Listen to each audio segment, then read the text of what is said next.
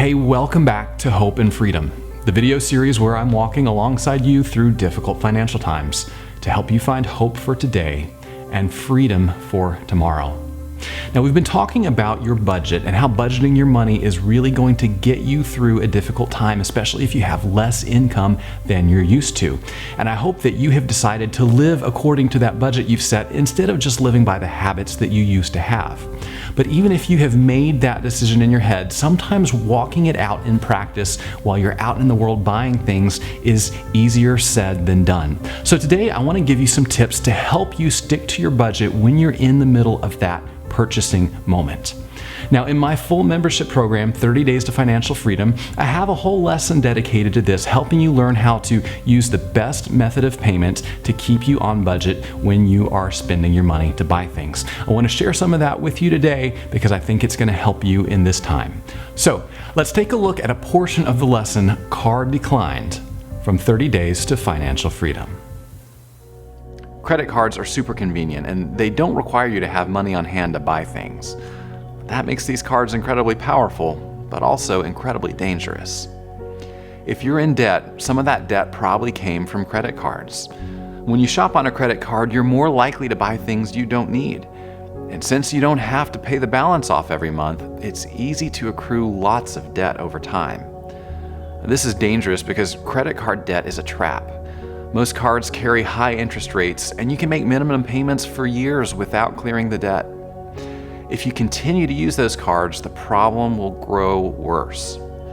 To break this cycle, you have to return to the tangible way you experienced money as a child.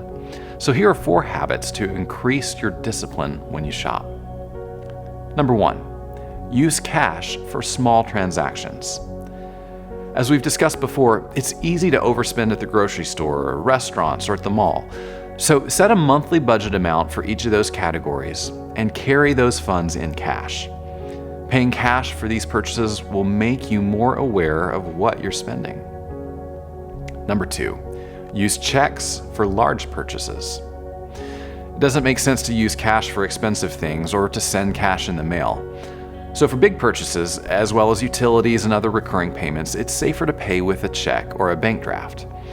Set up automatic payments for recurring bills and write checks to stay mindful of your spending on one-time purchases. Number 3, use debit cards for online shopping.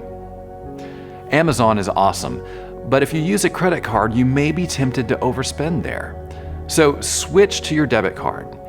Knowing that your spending power is limited by the amount of money in your checking account will help you shop smart. Number 4, use credit cards for nothing. It's time to break your addiction to credit cards. Close the accounts and destroy the cards. We'll talk more about paying off the balances in a few days. For now, though, you have to eliminate the temptation to shop with them.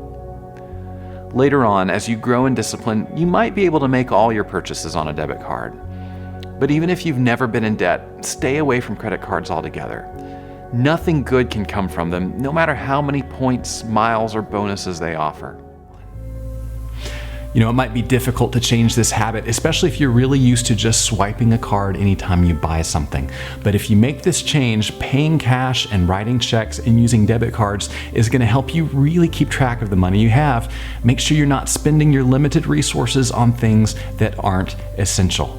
Now, in our next lesson, we are going to deal with borrowing money and the way that that might be tempting when you're in a difficult financial situation. Here's a hint. You shouldn't do it.